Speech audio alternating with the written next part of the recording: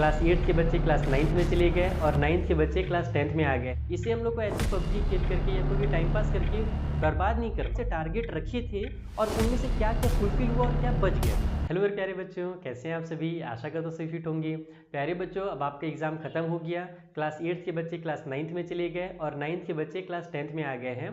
प्यारे बच्चों, जैसे आपने पिछले साल भर पढ़ाई किया, साल भर मेहनत किया है ना, उसी तरीके से अब आपके जो एग्ज़ाम के बाद का समय है, इसे आपको वेस्ट नहीं करना है। आपको देखो, मैंने हमेशा कहा है ना कि जो समय एक बार गुजर जाता है वो दोबारा कभी वापस नहीं आता। तो उसी तरीके से ये जो समय है बच्चा ना, हमारा जो छुट्टियों का समय रहता है, इसे हम लोग को ऐसी पबजी खेल करके या कोई भी टाइम पास करके बर्बाद नहीं करना है। हमें इसका भी कुछ ना कुछ यूज़ कर लेना है। हम लोग ये मैं नहीं बोल रहा कि आप फिर से पढ़ाई में लग जाओ, बार बार पढ़ाई करते रहो, बिल्कुल नहीं। हम इसे पढ़ने के अलावा और किस तरीके से यूज़ कर सकते हैं, आज की वीडियो में हम यही डिस्कस करने वाले हैं। तो चलिए स्टार्ट करते हैं। छोटा सा वीडियो रहेगा लेकिन बहुत ही इंपॉर्टेंट वीडियो है। तो एक काम जरूर करना, अपने फ्रेंड्स के साथ, जो फ्रेंड्स आपके टाइम पास कर रहे हैं ना, अपने जीवन को ऐसी बर्बाद कर रहे हैं, उनके साथ इस वीडियो को जरूर शेयर करना, ताकि वो लोग भी इससे थोड़ा सा मोटिवेट हो सके और सीख सके कि इस समय में, ये जो हमारा छुट्टियों का कुछ दिन का समय है, इसे हम कैसे यूटिलाइज कर सकते हैं। तो देखो भाई, जो सबसे पहला काम आपको करना है वो ये है कि आपको अपना जो परफॉर्मेंस था पिछले साल का, उसको रिफ्लेक्ट करना है। अब ये क्या करना है भैया, इसमें करना क्या होता है? तो आप अपना क्वेश्चन पेपर पकड़िए और उसमें देखिए कि आपको क्या क्या चीज़ें सीखने के लिए दी गई थी क्लास 8th में अगर आप थे तो उस समय, या क्लास 9th में थे तो उस समय आपको क्या सीखना था, और उसमें से क्या ऐसी चीज़ें हैं जो बच गई सीखने के लिए। तो आपको क्या करना है कि एक बार अपने आप को बस इतना, उसको पढ़ना नहीं है, ये नहीं कि भाई जो चीज़ छूट गया उसमें दोबारा से पढ़ने बैठ गया, बिल्कुल नहीं। बस अपना टारगेट आपको देखना है कि आपको जो परफॉर्मेंस आपने दिया उसमें कौन कौन सी चीज़ें आपने की हैं और कौन सा आपका रह गया। उससे अगले साल जब आप क्लास 9th में पहुंचोगे या क्लास 10th में जब आप पहुंचोगे, तो उससे आपको बहुत ज़्यादा बेनिफिट होगा। आपको पता रहेगा कि ये चीज़ें मैं पहले से कर रखा हूँ और ये चीज़ें मेरी छूट गई थी। तो क्या होता है ना कि जब हम एग्जाम देते हैं तो उसके बाद बिल्कुल छोड़ ही देते हैं पढ़ाई लिखाई, एकदम कुछ नहीं हो गया, बस एग्जाम हुआ, टेंशन फ्री, खत्म। लेकिन ऐसा नहीं करना है, हमको एनालाइज जरूर करना है, रिफ्लेक्ट जरूर करना है एक बार कि हमने क्या चीज़ें अच्छे से की हैं और क्या चीज़ हमारी बिगड़ गई थी, ताकि हम अगले साल उन चीज़ों को सुधार सकें। सेकेंड थिंग भी बहुत ज़्यादा जरूरी है आपके लिए, आपका कितना परसेंट है उससे कोई मायने नहीं रखता है। अगर आप 75% लाते हो, आप 85% लाते हो, आप 95% लाते हो, या फिर अगर आप केवल 65% भी लगाते हो, तो कोई दिक्कत नहीं है।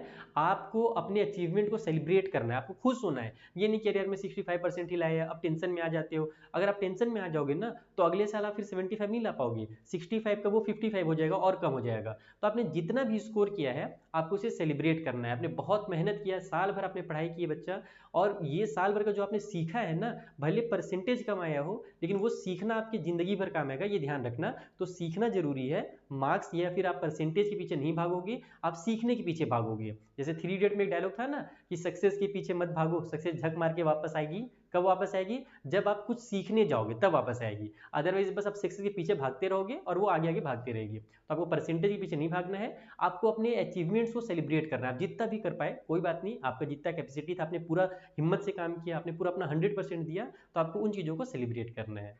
जो तीसरी चीज़ आपको करनी है वो ये है कि अब आप अपना गोल सेट करने वाले हो कि आपका जो अगले साल जो पढ़ाई होने वाला है, चाहे वो क्लास 9th का हो चाहे वो क्लास 10th का हो, उस क्लास में आप किस तरीके से परफॉर्मेंस चाहते हो, आप क्या गोल सिलेक्ट करते हो। आपका क्या गोल 75% का है या आपका 85% का है, या फिर चलो परसेंटेज छोड़ दो, आप क्या सीखना चाहते हो अगले साल। अगर आप क्लास 10 में पहुंच रहे हो तो आपका किस सब्जेक्ट को आप अपना स्ट्रॉन्ग करना चाहते हो, क्या आप मैथ को स्ट्रॉन्ग करना चाहते हो या फिर आप साइंस के फील्ड में जाना चाहते हो। तो एक गोल होना चाहिए। अगर हमारे सामने एक गोल रहता है ना, तो फिर हम उस गोल के हिसाब से धीरे धीरे काम करते हैं और फिर लास्ट में वो गोल मिल जाता है। और गोल अगर नहीं रहेगा, कुछ दिन आप साइंस के पीछे भागोगे, कुछ दिन मैथ के पीछे भागोगे, फिर कभी इंग्लिश के पीछे भागोगे, तो रास्ता आगे पीछे आकर के आप एक ही जगह पर अटक जाओगे। तो ऐसा नहीं करना है, आपको अभी से अपना गोल सिलेक्ट कर लेना है कि आपको आगे फ्यूचर में, या फिर फ्यूचर अगर नहीं भी सोच रहे हो तो अगले साल कम से कम, अगर 9th में पहुंच रहे हो तो 9th में आपको किन चीज़ों को अच्छे से करना है। जैसे कि जब आप रिफ्लेक्ट करोगे अपना, तो आप देखोगे कि नहीं यार मेरा मैथ थोड़ा सा रह गया, मैथ ज़्यादा मैं कमजोर था मैथ में, तो मुझे मैथ को थोड़ा सा अच्छे से करना है। तो आप अपना गोल सेट करो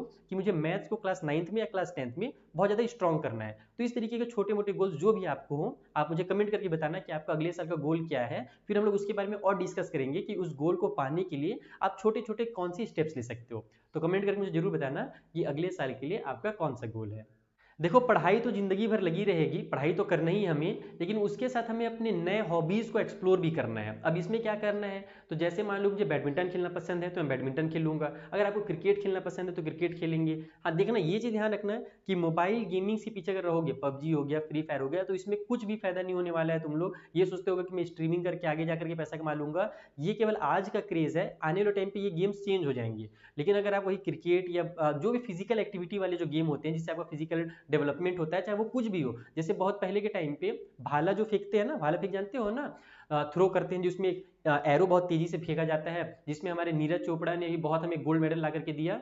तो वो गेम एक जमाने में कोई नहीं खेलता था, बोलते थे अरे यार इसको क्या खेलेंगे, और देखो आज वही गेम हमें कितना ज़्यादा उस बंदे को, जो नीरज चोपड़ा नाम के जो है इंसान, उन्होंने गोल्ड मेडल ला करके दिया इंडिया को, तो कितनी प्राउड की बात है। तो आपको भी केवल मोबाइल गेमिंग के पीछे नहीं रहना है। अगर आप मोबाइल में सीखना ही चाहते हो तो कोडिंग वगैरह सीख सकते हो, जरूरी नहीं है कि आप फिजिकली करो। आप अगर मेंटली करना चाहते हो तो कोडिंग सीख लो, और भी बहुत सारे एप्लीकेशन कैसे बनाए जाते हैं वो सब सीख सकते हो, है ना, एप्लीकेशन को रन कैसे किया जाता है, बग वगैरह कैसे फिक्स किए जाते हैं, ये सारी चीज़ें भी सीख सकते हो। और उसके अलावा बहुत सारे हॉबीज़ हैं आपके अंदर, जो भी हॉबी हो, हॉबी मतलब कि जरूरी नहीं है कि आपको आपके पेरेंट बोले कि नहीं आप डांस सीखना है तो डांस ही सीखो, जरूरी नहीं है।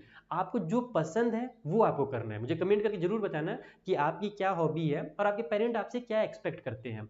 तो अगर ऐसा जरूरी रहेगा ना, तो मैं सारे पेरेंट्स से भी एक बार बोलना चाहूँगा, अगर आप आपके पेरेंट को ये वीडियो दिखा रहे हो तो, कि बच्चे का जिस चीज़ में हॉबी रहता है ना, अगर वो चीज़ कराओगे ना बच्चा, तो सॉरी बच्चा नहीं, पेरेंट, तो आपका बच्चा जो है बहुत आगे जाएगा। जैसे कि मुझे शुरू से पढ़ाने में मज़ा आ रहा था, तो मैं हमेशा से पढ़ाने की इस फील्ड में था। 12th के बाद मैंने डिप्लोमा किया पढ़ाने के ऊपर। नहीं तो मेरे कई सारे ऐसे फ्रेंड थे जो पहले ग्रेजुएशन के दूसरे सब्जेक्ट में और फिर वापस से आकर के टीचिंग काम कर रहे हैं, जबकि उनको पसंद नहीं है। लेकिन मेरा इसी फील्ड में एक शुरू से टारगेट था कि मुझे टीचिंग करना है, तो मैं ट्यूशन भी पढ़ाया करता था मेरी 11th-12th के टाइम पे।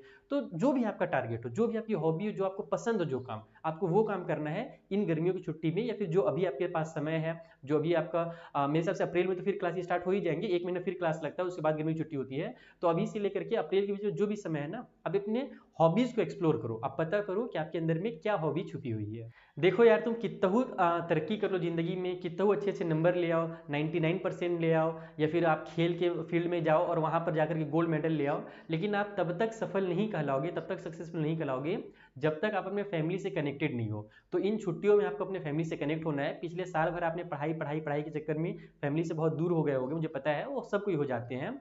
तो अब आपको क्या करना है, अपने फैमिली के साथ टाइम स्पेंड जरूर करना है। ये जो 4 चीज़ें मैंने पहले आपको बताई है ना, वो सारी चीज़ें साथ में फैमिली के साथ मिल करके करनी है आपको। ये नहीं कि वो सब करने लगे और फैमिली को फिर छोड़ दिए, ऐसा नहीं है। अगर आपके साथ आपकी फैमिली रहेगी ना, तो आप अगर आप फेल भी हो किसी टाइम पे तो आपको ज़्यादा टेंशन नहीं होगा। लेकिन अगर आपके पास फैमिली नहीं है ना, और अगर आप सक्सेसफुल भी हो गए, तो आप ज़िंदगी में कभी खुश नहीं रह पाओगे। तो अपने फैमिली से साथ कनेक्ट होइए। अगर आपको नाना नानी के घर जाना है तो वहाँ चले जाइए। दादा दादी अगर घर में रहते हैं तो बहुत अच्छी बात है, अगर नहीं रहते हैं, जहाँ उनका दूसरा घर है, गाँव में घर है, तो आप वहाँ घूमने चले जाइए उनके पास। अपने दोस्तों से मिलिए जो पुराने आपके दोस्त हैं गाँव में, या फिर अपने वैसे भाई बहनों से मिलिए जो दूर के रिश्तेदार में आते हैं।